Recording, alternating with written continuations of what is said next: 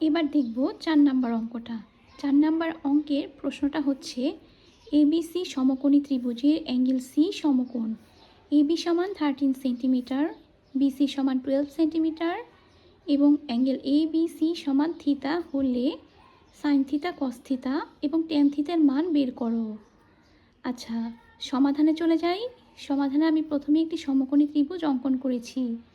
এই সমকোণী ত্রিভুজে আমার প্রশ্নে বলা আছে যে সি মানে অ্যাঙ্গেল সি হচ্ছে সমকোণ, অর্থাৎ এই যে সি কোণটা হচ্ছে আমার সমকোণ। এবি সমান 13 সেন্টিমিটার, অর্থাৎ এই যে এবি হচ্ছে 13 সেন্টিমিটার, বিসি হচ্ছে 12। এসি দেয়া নেই, এসি আমাকে বের করতে হবে। আর অ্যাঙ্গেল এবিসি অর্থাৎ বি কোণটা হচ্ছে আমার সূক্ষ্মকোণ, এই হচ্ছে বি কোণ। দেওয়া আছে দিয়ে লিখবো অ্যাঙ্গেল সি সমান 90 ডিগ্রি, অ্যাঙ্গেল এবিসি সমান থিতা, এবি সমান 13 সেন্টিমিটার এবং বিসি সমান 12 সেন্টিমিটার। যা যা দেওয়া আছে আমি সব লিখব। এবার এসি স্কোয়ার, এসি মানে হচ্ছে এখানে লম্ব, তো লম্ব স্কোয়ার সমান হবে অতিভুজ স্কোয়ার মাইনাস ভূমি স্কোয়ার, অর্থাৎ AB square minus BC square. AB মানে হচ্ছে 13 স্কোয়ার মাইনাস বিসি মানে 12 স্কোয়ার। 13 স্কোয়ার মানে হচ্ছে 169 আর 12 স্কোয়ার মানে 144, বিয়োগ করলে হবে 25।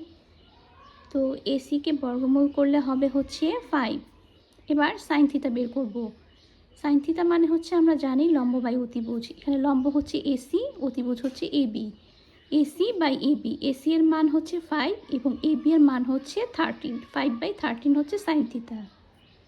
কস থিতা মানে আমরা জানি ভূমি বাই অতিভুজ, অর্থাৎ বিসি বাই এবি। বিসি এর মান দেওয়া হচ্ছে 12 এবং এবি এর মান হচ্ছে 13, তো 12/13 সেন্টিমিটার। ট্যান থিতা মানে আমরা জানি লম্ব বাই ভূমি, অর্থাৎ এসি বাই বিসি, 5/12।